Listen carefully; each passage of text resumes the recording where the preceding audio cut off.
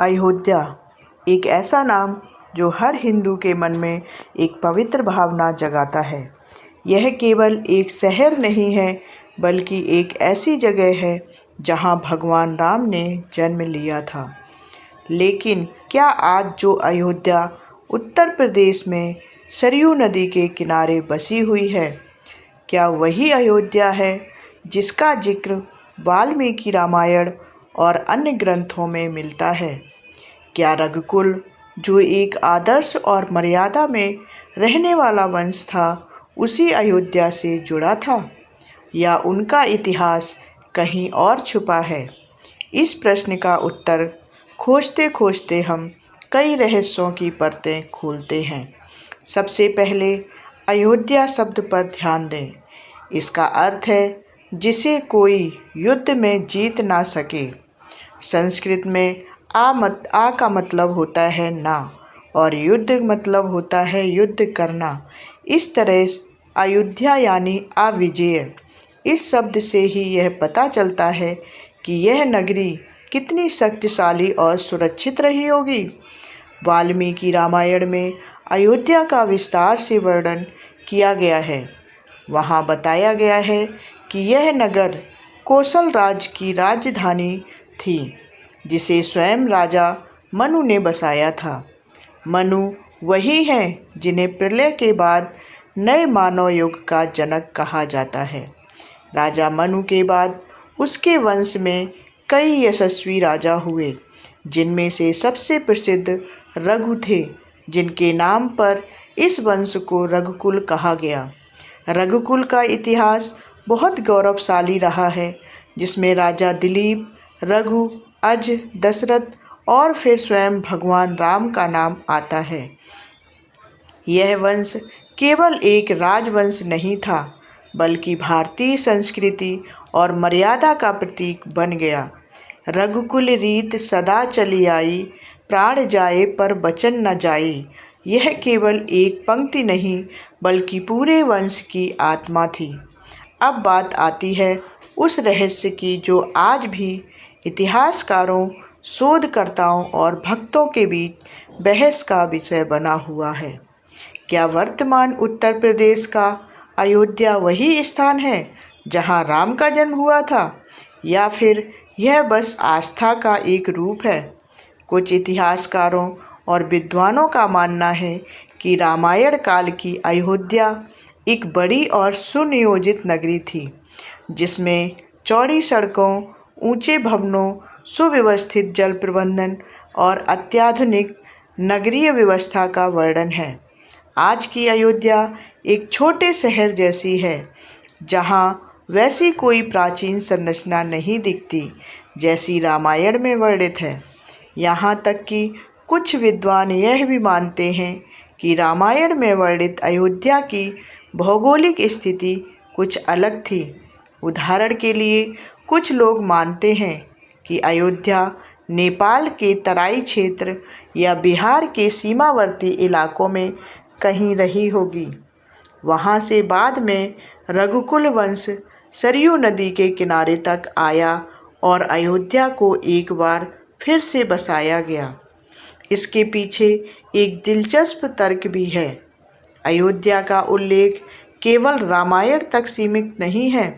यह महाभारत, पुराणों, बौद्ध ग्रंथों और यहाँ तक कि विदेशी यात्रियों के लेखों में भी मिलता है। इन सभी में अयोध्या को एक धार्मिक और राजनैतिक केंद्र के रूप में दर्शाया गया है। रघुकुल का वंश बहुत व्यापक रहा है। कई ग्रंथों में बताया गया है कि रघुकुल की शाखाएं दक्षिण भारत तक फैली थीं। उदाहरण के लिए महाराष्ट्र, छत्तीसगढ़ और उड़ीसा में ऐसे कई क्षेत्र हैं जहां राजा राम और उनके पूर्वजों की पूजा होती है, और स्थानीय परंपराएं उन्हें अपना कुल देवता मानते हैं। कुछ विद्वानों ने यह भी तर्क दिया कि रघुकुल की एक शाखा ने आंध्र प्रदेश और तमिलनाडु के कुछ हिस्सों में शासन किया, और वहाँ की लोक कथाओं में उनके संकेत भी मिलते हैं। इससे एक बात साफ होती है कि अयोध्या सिर्फ एक शहर नहीं था, बल्कि यह एक आदर्श की तरह भारत के कोने कोने में फैला हुआ था। एक और रहस्य जो अयोध्या से जुड़ा है वह यह है कि कई बार यह नगर नष्ट हुआ, बर्बाद हुआ और फिर दोबारा बस गया।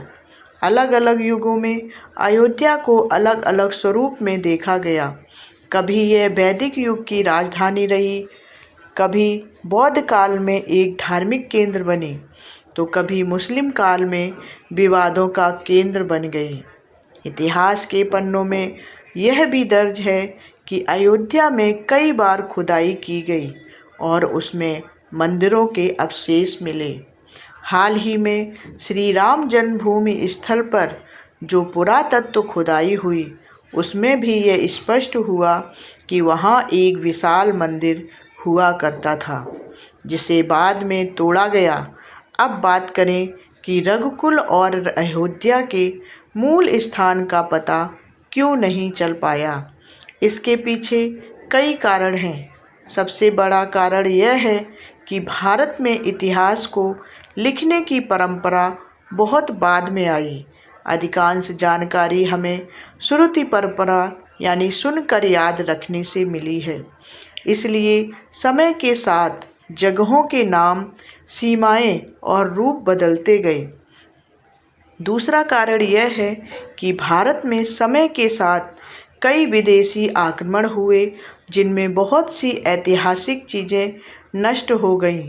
अयोध्या जैसे स्थान भी कई बार वीरान हुए और फिर से बसे। इसी कारण हमें अब तक यह तय करने में कठिनाई होती है कि रामायण काल की अयोध्या और आज की अयोध्या एक ही है या नहीं। लेकिन यहाँ यह बात भी ध्यान देने योग्य है कि इतिहास सिर्फ दीवारों और पत्थरों से नहीं बनता, बल्कि लोगों की स्मृति, परंपरा और संस्कृति से भी बनता है। और इस दृष्टि से देखें तो अयोध्या वही है जो आज भी करोड़ों लोगों की श्रद्धा का केंद्र है। अयोध्या से जुड़े एक और गहरे रहस्य की बात करें तो वह है उसकी 7 पुरियों में गिनती होना। हिंदू धर्म में 7 पवित्र पुरियों का जिक्र आता है। अयोध्या, मथुरा, हरिद्वार, काशी, कांची, अवंती यानी कि उज्जैन और द्वारका, इन 7 को मोक्षदायिनी कहा गया है, यानी जो मोक्ष प्रदान करती हैं। अब जरा सोचिए, ऐसी कौन सी नगरी होगी जो न सिर्फ भगवान राम का जन्म स्थान रही, बल्कि मोक्ष का द्वार भी है। क्या यह कोई साधारण स्थान हो सकता है? यही कारण है कि अयोध्या के रहस्य को जानने की जिज्ञासा हर युग में रही है। रघुकुल का रहस्य भी इससे जुड़ा हुआ है। रघुकुल केवल एक वंश नहीं, बल्कि एक परंपरा थी। सत्य, धर्म, सेवा और बलिदान की परंपरा। भगवान राम ने जिस तरह अपने पिता के वचन के लिए 14 साल का वनवास स्वीकार किया, वह सिर्फ एक पुत्र की आज्ञा पालन की कहानी नहीं थी, बल्कि पूरी सभ्यता को यह संदेश था कि धर्म और वचन सबसे ऊपर हैं। इस वंश में रघु जैसे राजा भी हुए, जिन्होंने अश्वमेध यज्ञ किया और अपनी प्रजा की भलाई के लिए सब कुछ न्यौछावर किया। राजा दिलीप, जिनके नाम से ही रघुकुल का तेज आगे बढ़ा, उन्होंने भी गाय की सेवा करके धर्म का पालन किया। आज जब हम आधुनिक भारत की ओर बढ़ रहे हैं, तो यह जानना जरूरी हो गया है कि हमारे पूर्वजों की सभ्यता कैसी थी, उनके आदर्श क्या थे और उनकी राजधानी अयोध्या क्यों इतनी महत्वपूर्ण थी। अयोध्या केवल राम की जन्मभूमि नहीं, बल्कि एक वैचारिक भूमि भी है, जहां हर नागरिक को यह सिखाया गया कि वह मर्यादा में जिएं, सत्य पर चलें और कभी भी अधर्म के आगे ना झुकें। अंत में बात करते हैं तो चाहे रघुकुल का असली केंद्र आज भी पूरी तरह से सामने न आया हो, चाहे रामायण की अयोध्या और वर्तमान अयोध्या एक हो या ना हो, लेकिन यह बात निश्चित है कि वह परंपरा, वह चेतना, वह संस्कृति आज भी जीवित है। राम केवल एक राजा नहीं थे, वे एक विचार थे, और अयोध्या केवल एक शहर नहीं, वह विचार की जन्मभूमि है। रघुकुल केवल एक वंश नहीं, वह भारत की आत्मा का रूप है। और शायद यही सबसे बड़ा रहस्य है कि समय चाहे बदल जाए, लेकिन कुछ बातें और कुछ स्थान ऐसे होते हैं जो कभी नष्ट नहीं होते। वे केवल स्वरूप बदलते हैं, लेकिन जीवित रहते हैं।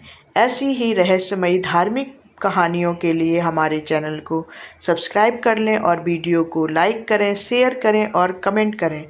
धन्यवाद।